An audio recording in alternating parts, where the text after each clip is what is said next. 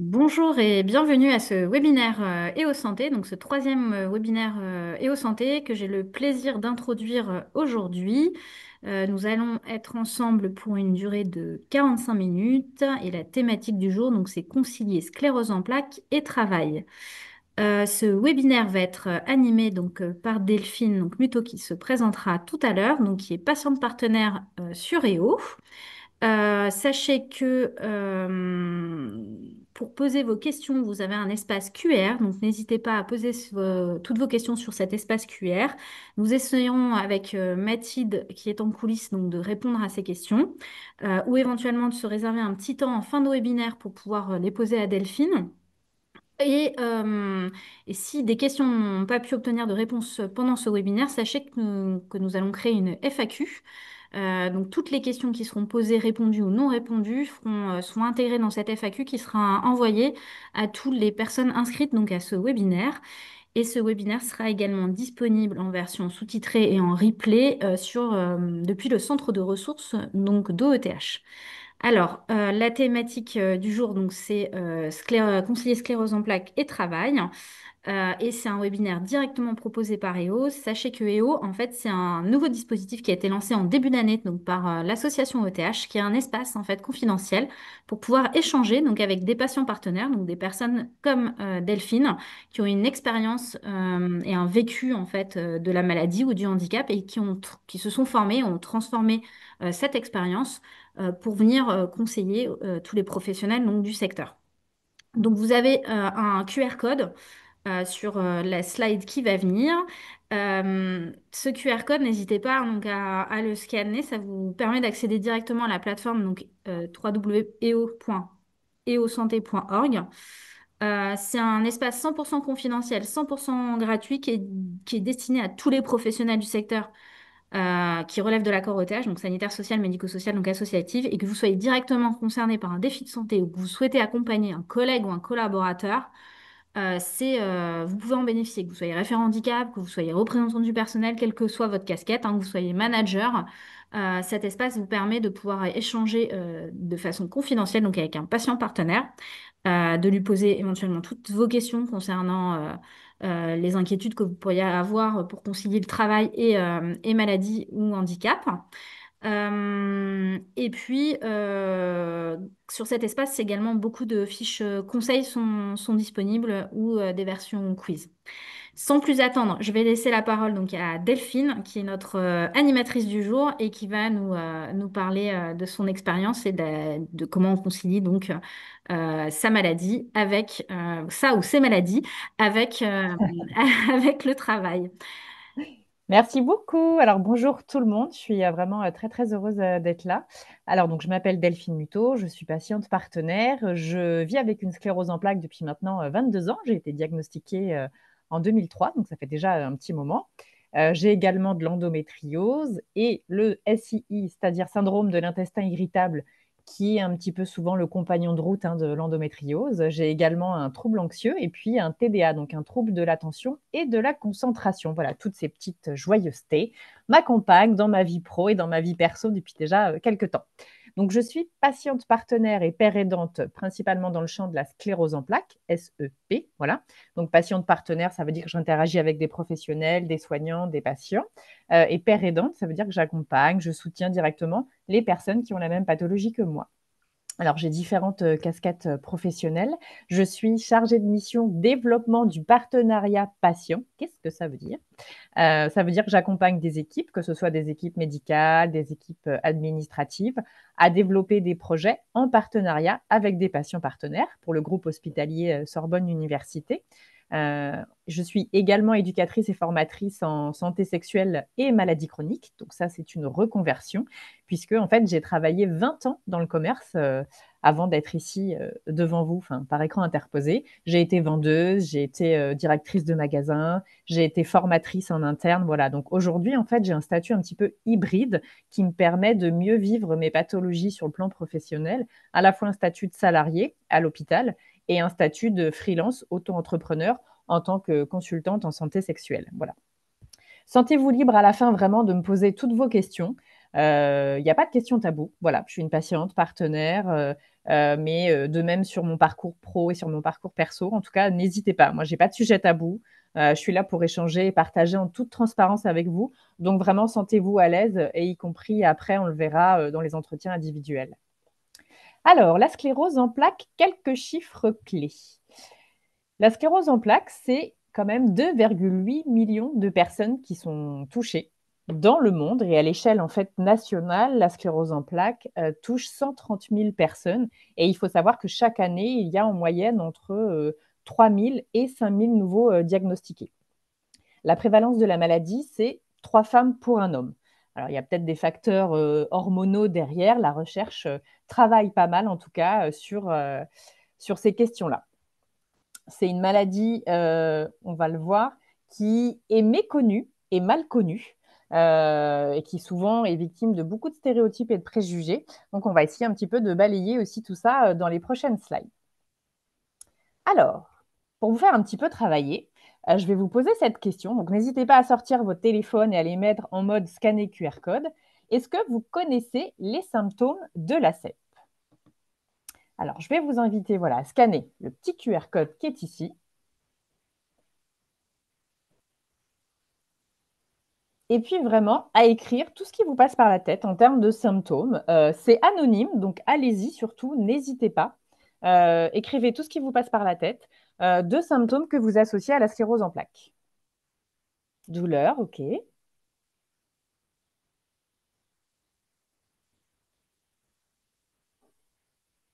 Crise, fatigue, trouble de la vision, douleur, fatigabilité,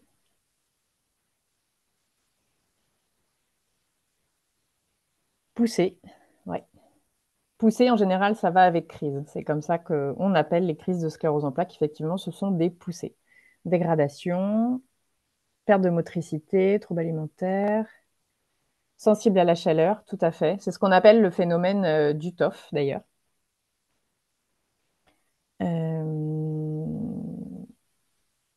Donc la fatigue revient pas mal, effectivement. Les douleurs, fatigabilité. On va voir que c'est deux choses qui sont différentes. Fatigabilité et fatigue, c'est pas tout à fait la même chose.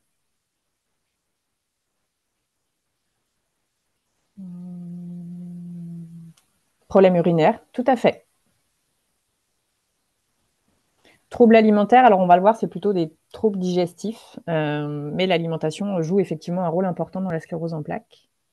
Difficulté de concentration, tout à fait. J'attends encore quelques petites secondes pour voir s'il y a d'autres petites choses qui arrivent.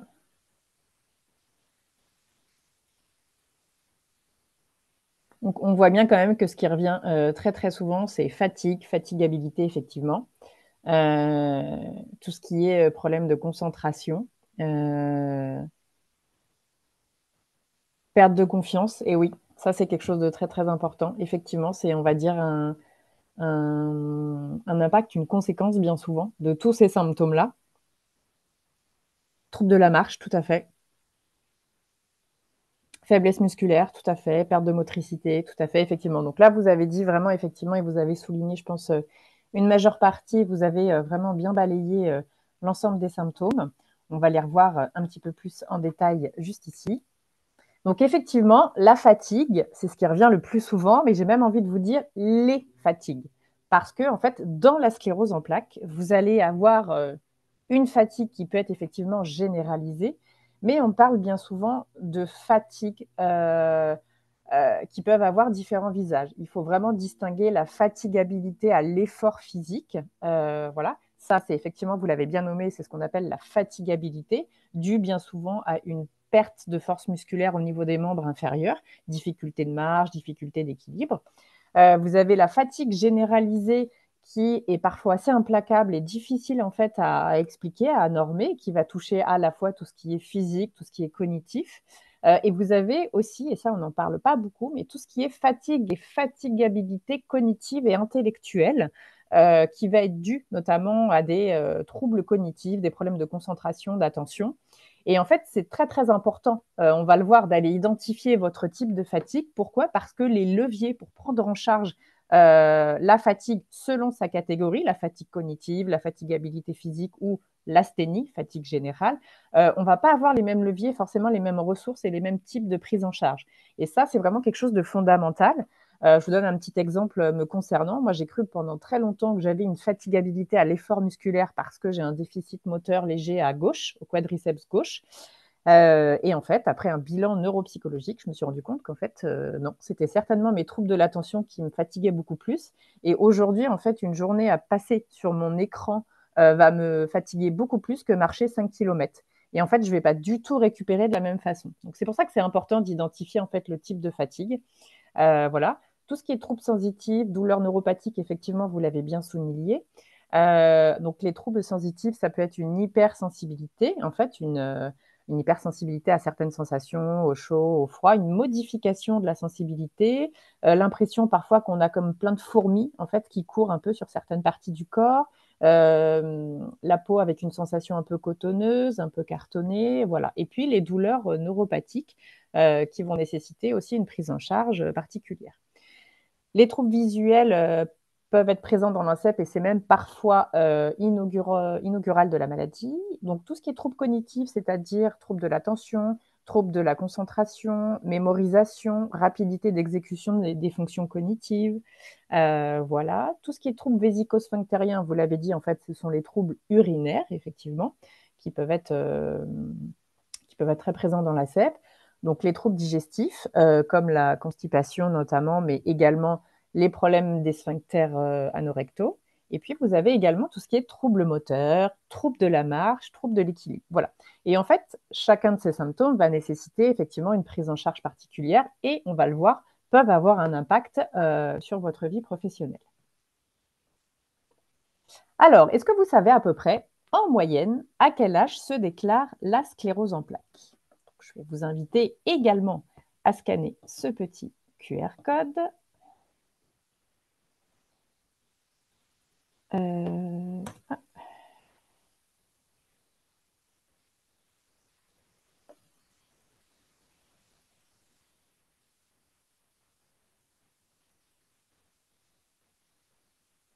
Est-ce que d'après vous, ça se déclare plutôt à la trentaine, à la quarantaine, à la cinquantaine? Donc, je vous invite à scanner le petit QR code. On va avoir la réponse dans quelques secondes.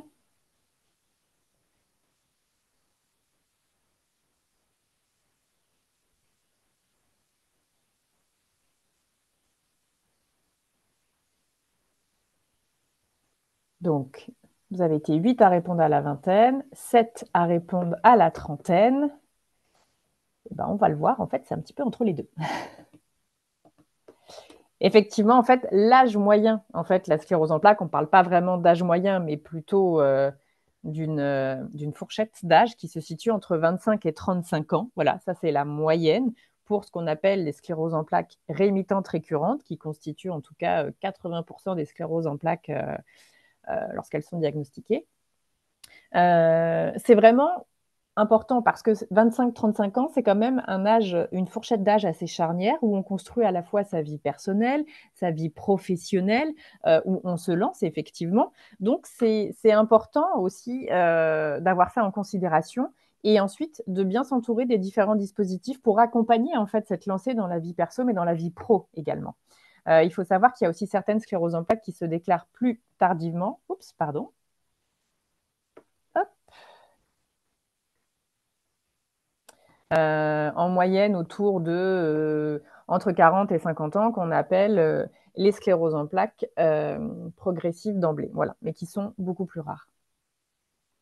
Alors, les impacts de la sclérose en plaques au travail. Vous allez voir, on va vous proposer une petite liste ici. Enfin, je vous ai proposé une petite liste, mais c'est quelque chose de bien évidemment non exhaustif et il faut savoir qu'on dit souvent qu'il y a autant de sclérose en plaques qu'il y a de personnes atteintes de sclérose en plaques. Donc, il n'y a pas de profil type. Vraiment, ça, c'est important. Et c'est important aussi de vous écouter. Il y a la généralité, effectivement, et puis il y a ce qui vous concerne vous. Et ça va être important de savoir où vous placez en fait votre curseur. Donc, les impacts de la sclérose en plaques au travail, ils sont assez nombreux, forcément, on imagine bien, vu les symptômes. Bien souvent, ce qui est remonté majoritairement, Ça va être une baisse de la concentration ou en tout cas des difficultés de concentration et d'attention. On va être davantage fatigué, on va avoir plus de difficultés à maintenir une attention sur un écran, à maintenir une écoute. Voilà, tout ça va générer de la fatigue et va majorer la fatigue. Et contrairement à ce qu'on pense, fatigue intellectuelle, cognitive et fatigue physique, ce ne sont pas des choses qui évoluent en silo, c'est-à-dire complètement compartimentées. La fatigue cognitive intellectuelle va impacter votre fatigue physique et va faire que vous ressentez de la fatigue physique. C'est pour ça que je vous disais qu'il va être vraiment très, très important d'identifier votre type de fatigue. Parce que moi, je me suis rendu compte, par exemple, que me concentrer encore une fois sur un ordinateur au-delà d'une heure, en fait, ça générait de la fatigue et que parfois, j'avais besoin de faire une petite micro-sieste pour pouvoir récupérer aussi physiquement. Donc, c'est pour ça que c'est très, très important d'identifier votre type de fatigue parce que ça va permettre voilà, une prise en charge vraiment adaptée. Et donc, baisse de la concentration, baisse de l'attention ou difficulté aussi de mémorisation. Tout ça, ça va nécessiter des ajustements au niveau du travail et au niveau surtout de votre méthodologie de travail et de l'organisation de travail par moment. On peut avoir aussi un sentiment, où ça peut être avéré aussi, une moindre efficacité et une moindre productivité, en tout cas dans un contexte de travail qu'on a connu jusqu'à présent. Voilà. Ça ne veut pas dire pour autant qu'on ne peut plus être efficace et qu'on ne peut plus être productif, mais que cela va peut-être en fait nécessiter des ajustements. Et puis, bien évidemment, quand on est déstabilisé en termes de capacité, en termes de difficulté de concentration, on se sent moins efficace, on se sent moins productif, forcément, on a peur de l'avenir, on s'angoisse, et ça, c'est quelque chose de tout à fait normal, et c'est quelque chose qui va être important de reconnaître, et il faut aussi pouvoir se faire accompagner sur ce sujet-là, et pas le vivre tout seul, voilà. Et puis, on a tendance, bien évidemment, à surcompenser, ce qui va entraîner un épuisement psychique et physique, voilà, et qui peut ensuite amener à des arrêts de travail. Donc ça, c'est vraiment quelque chose de fondamental, de bien avoir conscience de ça. Je vous donne un exemple. Quand j'étais manager dans le commerce, donc directrice de magasin, je me suis rendu compte assez rapidement que j'étais beaucoup moins rapide que mes collègues responsables pour faire les plannings. Par exemple, moi, je gérais une équipe de 4-5 personnes et j'avais certaines collègues qui, avec des équipes de 7-8 personnes, faisaient des plannings mensuels en 15 minutes. Moi, il me fallait des fois 3 quarts d'heure pour faire un planning d'une semaine. Voilà. Et donc, j'avais tendance, du coup, pour essayer de faire autant de planning que mes collègues, à travailler le soir, à travailler sur mes jours de repos, pour faire comme tout le monde et essayer d'être aussi efficace que mes autres collègues. Et donc, je me suis épuisée, ça a généré des arrêts de travail, des incompréhensions, etc. Et en fait, je me suis rendu compte à un moment donné qu'il fallait que j'accepte aussi peut-être d'aménager en fait mon temps de travail, que je ne travaille pas aussi vite sur certaines tâches que mes collègues, mais qu'en revanche, moi, j'allais être plus efficace sur d'autres tâches, etc., etc. Donc, encore une fois, c'est important d'identifier tous ces impacts-là, d'en avoir conscience, et ensuite de partager et de ne pas vivre ça tout seul, parce qu'il y a des solutions, vous allez le voir. Et il s'agit ici vraiment d'identifier en fait les bonnes pratiques. Il y a beaucoup de choses et vous allez faire un petit peu votre marché et voir ce que vous allez faire, ce que vous allez pouvoir mettre dans votre petite boîte à outils de ressources pour vraiment vivre et travailler plus sereinement en fait avec la sclérose en plaques. Mais je répète, il est fondamental de ne pas rester seul et ça, j'ai envie de dire que c'est la première bonne pratique finalement à avoir. C'est que quand on est en dialogue avec soi-même et en interne, c'est difficile de prendre de la hauteur sur les choses. Donc, c'est pour ça que c'est important d'en parler et d'avoir un interlocuteur. Ça peut être effectivement, si possible, en interne au travail. On va le voir, Marie, après, va vous parler des dispositifs. Mais n'hésitez pas aussi parfois à vous rapprocher des associations de patients, parce que parfois, ça peut aussi aider d'en parler à des pairs. Mais en tous les cas, voilà, le premier conseil que je pourrais vous donner, c'est essayer d'en parler à quelqu'un, vraiment pour ne pas être en boucle et ne pas être bloqué dans quelque chose qui est enfermant et qui peut être du coup anxiogène. Donc, encore une fois, je vous le disais, identifiez votre type de fatigue, parce qu'on sait que c'est un symptôme qui est extrêmement important dans la sclérose en plaques. Alors, je vous donne un petit outil que j'ai utilisé très pratico-pratique. Moi, je m'étais acheté un tout petit carnet, voilà, qui presque est de la taille de ma main ou de mon téléphone, que je pouvais glisser dans la poche arrière de mon jean, avec un tout petit stylo ou un petit crayon de papier. Et en fait, je notais, jour par jour, les moments où je me sentais fatiguée. Et surtout, je notais aussi les moments où je me disais, ah, purée, là, ça m'a fait du bien. Je me sens, j'ai l'impression que là, j'ai repris un peu d'énergie. Voilà. ça, c'est hyper important parce que ça va vous permettre aussi d'identifier vos moments de fatigue et d'identifier vos points de recharge en énergie. Et c'est ce qui m'a vraiment, moi, permis de me rendre compte que ma fatigue, en fait, tout ce que j'avais noté, c'était en lien avec des tâches cognitives, concentration, attention, quand j'avais passé trop de temps sur mon téléphone, etc., etc. Notez tout ça, vraiment, ça c'est hyper important. C'est comme un petit journal de bord de votre fatigue, mais c'est ce qui va permettre aussi de bien communiquer et de bien identifier votre type de fatigue. Voilà. Alors, faire reconnaître ou connaître sa maladie au travail, ça veut dire beaucoup de choses. Ça ne veut pas dire que vous êtes obligé d'en parler à la terre entière, à tous vos collègues. On va le voir, vous avez un interlocuteur privilégié, mais ça peut être aussi un premier pas pour partager cette charge mentale de la maladie au travail, pour partager la charge mentale de ces difficultés. Ça va être la médecine du travail, qui est un interlocuteur confidentiel, privilégié. Vous n'êtes pas obligé d'en parler, mais sachez que si vous souhaitez en parler à la médecine du travail, c'est tout à fait possible. La médecine du travail est tenue en fait au secret professionnel. Rien ne sera révélé en fait à votre employeur ou à vos collègues. Ça peut être parfois, en fait, on va le voir, un premier pas et un premier partage de charge mentale parce que, en tout cas, vivre ces difficultés tout seul de manière isolée, ben, c'est jamais bon. Donc, c'est important de faire reconnaître et connaître sa maladie au travail, mais aussi à votre rythme. Voilà. Moi, j'ai décidé, par exemple, d'en parler à mon équipe. Voilà, j'avais fait une réunion de travail pour expliquer à mon équipe toutes mes difficultés, parce qu'effectivement, dans la sclérose en plaques, beaucoup de difficultés, beaucoup de handicaps sont invisibles. Donc, c'est pas toujours évident, en fait, de faire connaître et reconnaître sa maladie en travail. Voilà, on se dit que quand on a une canne ou quand on est au fauteuil, c'est peut-être parfois plus simple. Pas forcément, je peux vous le dire. Mais en tout cas, quand on souffre de problématiques de santé invisibles, c'est encore plus difficile. Donc voilà, moi j'avais choisi cette méthode-là, en tout cas quand j'étais directrice de magasin, j'avais fait une réunion d'équipe et j'avais expliqué en fait à mes équipes qu'effectivement, par moment, dans la journée, j'allais avoir besoin de m'allonger sur le banc, dans la salle de pause, en bas, 5 minutes, 10 minutes avec mes écouteurs et que pendant ce temps-là, j'étais dispo pour personne. C'était ma récupération cognitive obligatoire. Voilà. Je l'avais expliqué également à ma hiérarchie et voilà, tout se passait très bien. Voilà. C'était une manière pour moi de communiquer sur ma maladie.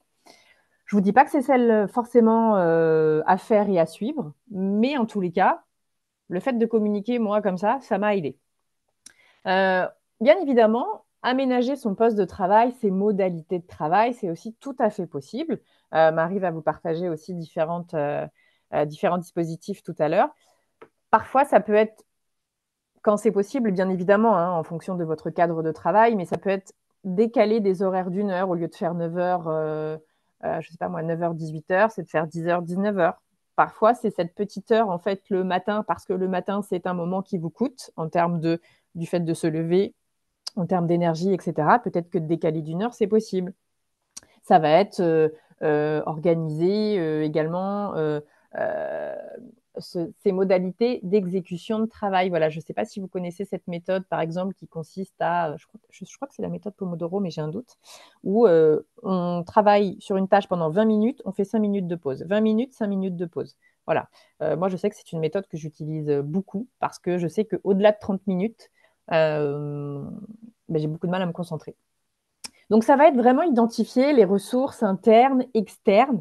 Voilà, je vous invite vraiment à tenir ce petit journal de bord parce que ça peut être vraiment aidant pour un suivi et aussi comme outil de partage après avec d'autres personnes, avec la médecine du travail, avec votre neurologue, vos médecins, avec vos collègues de travail, avec les référents handicap. Voilà.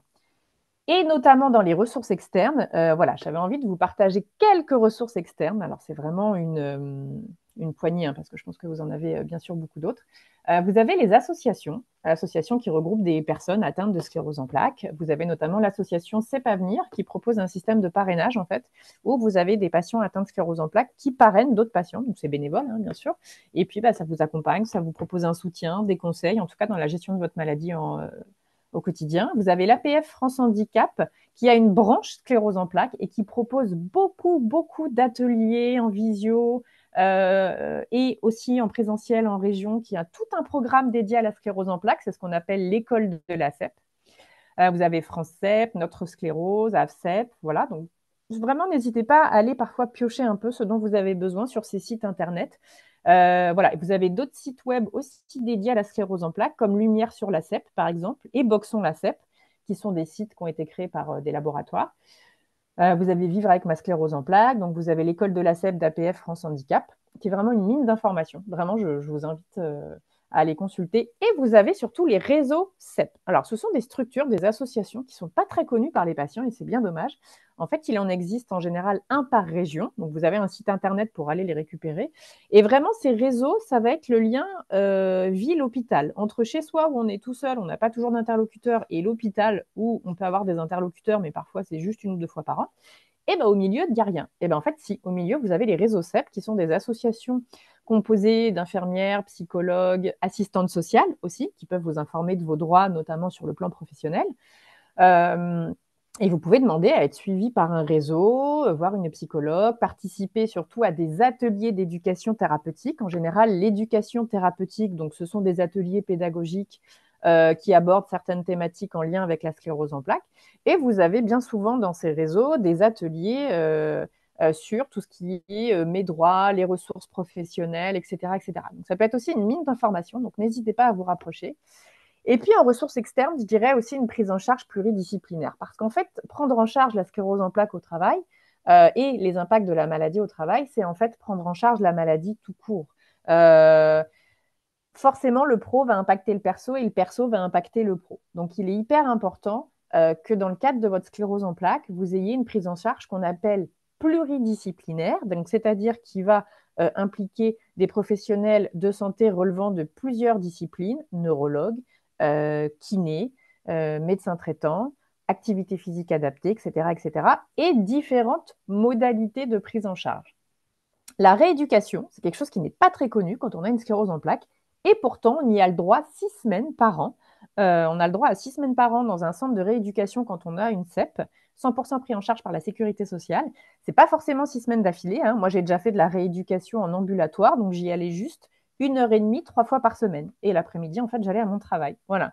Ça permet d'être pris en charge par une équipe pluridisciplinaire, de kiné, de voir une assistante sociale, de faire par exemple de la balnéo, de faire de l'activité physique adaptée, de voir un ergothérapeute, etc., etc. L'activité physique adaptée va être aussi essentielle dans la gestion de la maladie, du stress, de la fatigue. Donc l'activité physique adaptée, hein, ce n'est pas forcément du sport, ce sont deux choses différentes, hein. L'activité physique adaptée, le jardinage, ça peut être une activité physique adaptée, un petit peu de marche, du yoga chez vous, etc., etc. Et puis, ça me paraît ça très très important, prise en charge psychologique et aussi par une assistante sociale, parce que gérer ses difficultés au travail, euh, ben, ça ne s'improvise pas en fait, et on n'est pas formé à ça, on n'est pas préparé à ça. Donc n'hésitez pas à vous faire accompagner par à la fois un ou une psychologue et une assistante sociale pour vous aider en fait à gérer tout ça. Alors, les dispositifs OETH et les dispositifs de droit commun, moi, je vais vous parler de la RQTH et ensuite, je passerai la main à Marie. Alors, la RQTH, avec ce H qui fait peur, parce qu'on n'a pas du tout envie d'être reconnu en tant que travailleur handicapé. Et je peux tout à fait le comprendre que ce mot puisse être lourd de sens. Voilà.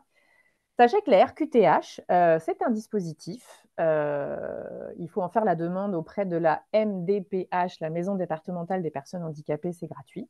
C'est comme une petite carte joker. Vous voyez quand vous jouez aux cartes et quand vous avez une carte joker dans votre jeu, et ben vous êtes super content d'avoir cette carte joker et de vous dire ok, je ne sais pas si je vais m'en servir, mais je suis bien content de l'avoir quand même au cas où.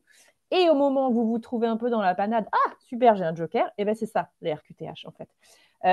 C'est quelque chose qu'on demande qui est, alors, selon les départements et selon votre état de santé, soit donné pour 5 ans, soit donné à vie, et qui vous permet de bénéficier beaucoup plus facilement, en fait, d'aménagement de temps de travail, d'aménagement de votre poste de travail, d'accompagnement pour une reconversion professionnelle, etc., etc. Et quand vous avez une RQTH aussi, l'employeur bénéficie lui aussi de dispositifs éventuellement et d'accompagnement financier pour mettre en place en fait ces aménagements de travail. Donc la RQTH, moi je l'ai fait très tôt, il y a quasiment 20 ans, dès le début du diagnostic, je ne savais pas si ça allait me servir ou pas. Et bien finalement, je peux vous dire que 10 ans après, ça m'a servi et que j'étais bien contente au moment où je n'allais pas bien de ne pas avoir à entrer dans toutes ces démarches administratives, le formulaire qui fait 20 pages alors qu'en fait on n'en a que 3 à remplir, etc., etc. Donc vraiment, je vous invite voilà, à avoir cette petite carte joker dans votre petit dossier et vous en serez que plus serein par la suite. Et je vais laisser maintenant la parole à Marie. Merci Delphine. Alors juste pour compléter justement par rapport à la RQTH, c'est ce qui vous permet également de pouvoir mobiliser toutes les aides au ETH. En tout cas, le fait de être bénéficiaire, on va dire, de la loi de 2005 vous ouvre accès, que vous soyez salarié ou employeur pour solliciter au ETH, donc à des financements ou à des aides, à des dispositifs permettant de favoriser l'emploi. Alors, les autres dispositifs, on va dire qu'on a évoqué qu'il y avait un rôle important de la médecine du travail. Donc, c'est vrai que ça, c'est le cœur, hein, c'est-à-dire que pour tout le lien professionnel et les concilier, on va dire, ces besoins liés, ces besoins de santé et ces besoins professionnels, l'interlocuteur primordial, donc c'est les services de prévention au santé au travail. Sachant également que vous avez également les Cap Emploi qui sont des acteurs en fait qui vont pouvoir bien sûr travailler en coopération avec la médecine du travail et pouvoir soutenir toute personne qui pourrait avoir des difficultés de maintien à son poste. On a listé, pour préparer ce webinaire, on a listé trois dispositifs qui peuvent être intéressants, mais c'est une liste non exhaustive et il y en a bien d'autres de dispositifs de droit commun, quelle que soit la situation, qu'on soit dans un projet de reconversion ou autre. Sur le dispositif de droit commun, vous avez le temps partiel thérapeutique qui est suite à un arrêt qui pourrait être mobilisé, en tout cas, pour pouvoir reprendre progressivement donc, le travail. Vous avez le rendez-vous de liaison qui a été instauré il y a assez récemment finalement et qui est assez utile. Alors, il est fait effectuer avec ou sans la médecine du travail, mais c'est un rendez-vous en fait pendant l'arrêt. Qui est un rendez-vous entre l'employeur et le salarié. Donc l'employeur, il peut être à l'initiative, en tout cas, soit du salarié, soit de l'employeur. En tout cas, l'employeur peut en informer. Et il faut avoir eu un arrêt de travail de plus de 30 jours pour pouvoir en bénéficier. Et la médecine du travail peut accompagner l'employeur ou le salarié pour voilà, comprendre tous les dispositifs ou informer sur les possibilités que peuvent s'offrir pour envisager une reprise sereine. Un autre dispositif qui est la visite de pré-reprise, et là c'est le rendez-vous avec la médecine du travail, où les conclusions de ce rendez-vous ne sont pas spécifiquement communiquées à l'employeur si le salarié ne le souhaite pas, mais ce qui permet de faire le point sur l'éventuellement aptitude à reprendre son poste et avec envisager éventuellement donc, des aménagements ou d'autres dispositifs pour envisager une transition professionnelle. On va passer au dispositif. On a fait un petit dispositif sectoriel donc en lien avec OETH. Donc ça, c'est les dispositifs.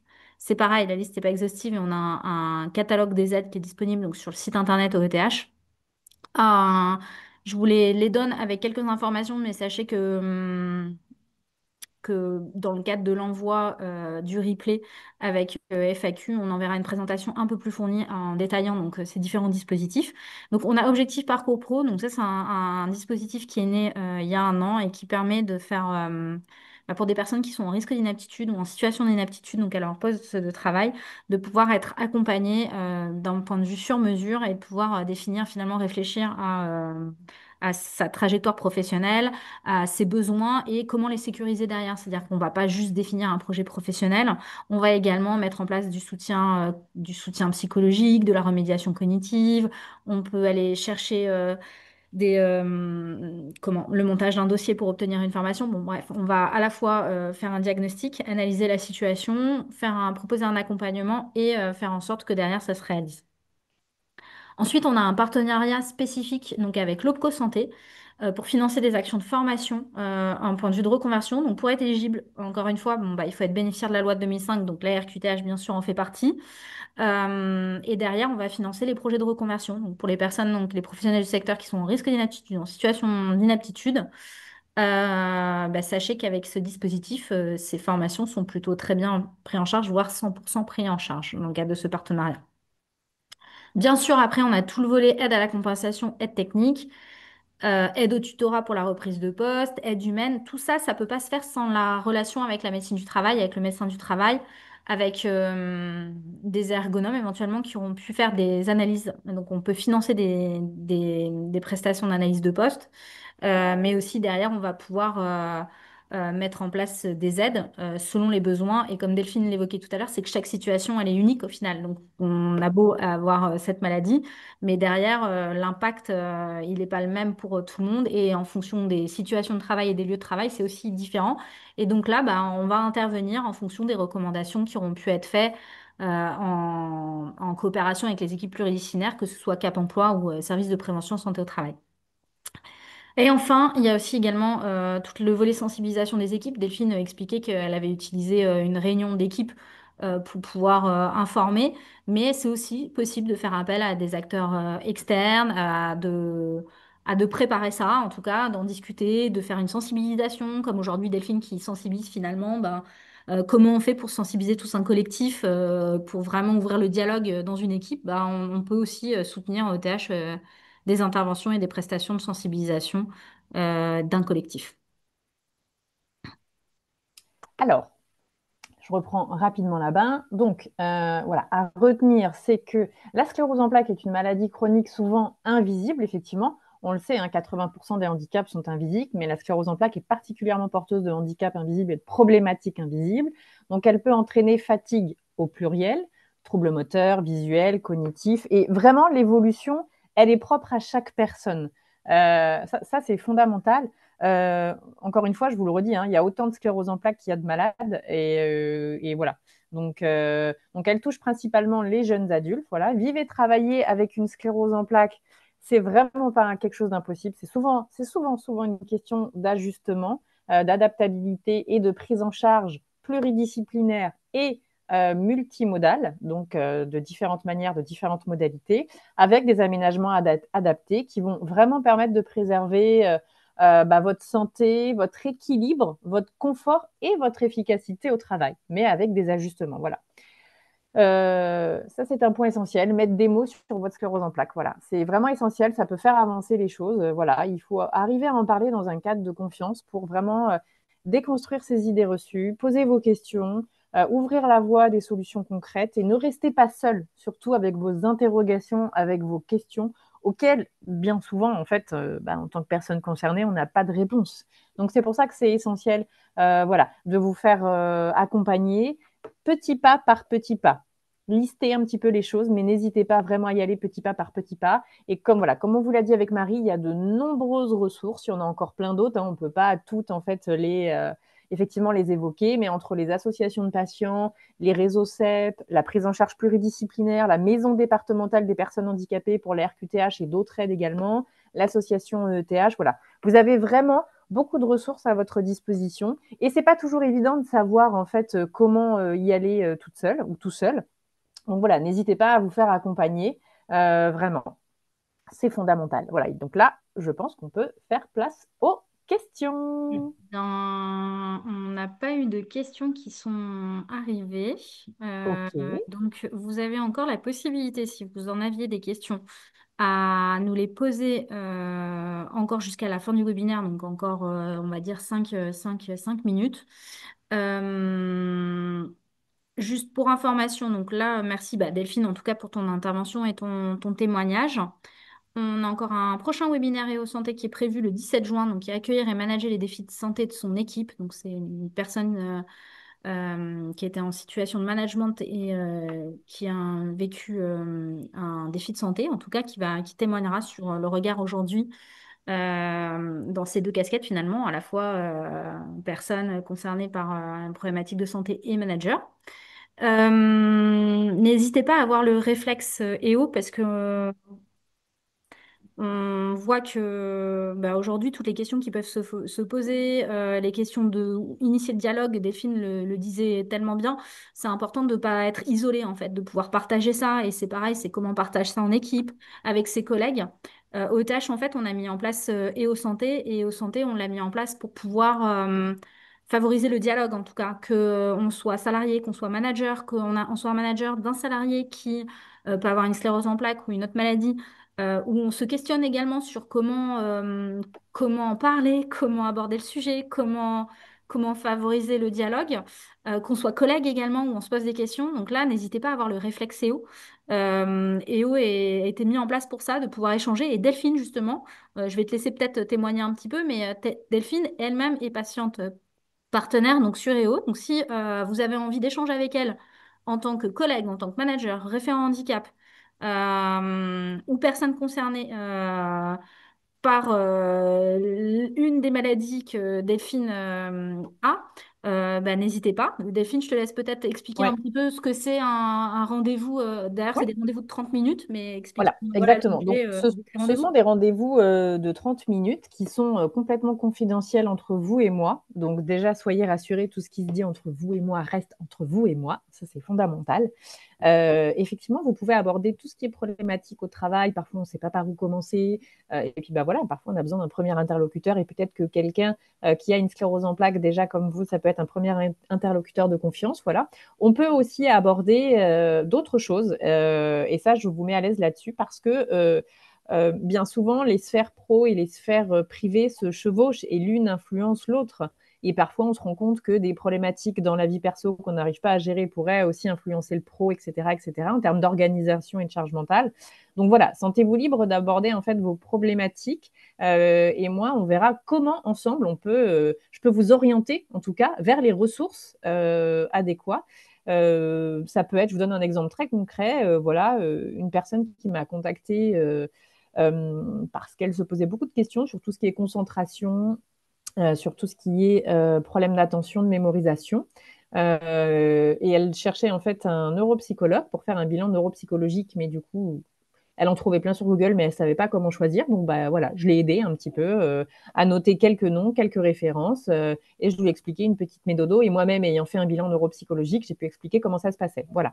Donc, ça peut être beaucoup de choses qu'on aborde ensemble.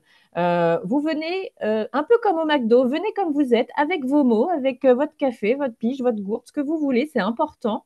Mais c'est vraiment un espace bienveillant voilà, qu'on vous propose avec OETH et Colline, que sont ces entretiens individuels de 30 minutes. Merci Delphine. On a une question qui est arrivée, mais qui va être pour OETH. Et donc pour moi, c'est comment on Ouais. sollicite ces aides donc OETH. Donc déjà, depuis notre site internet, on a un catalogue d'aide. On vous remettra le lien sur la présentation.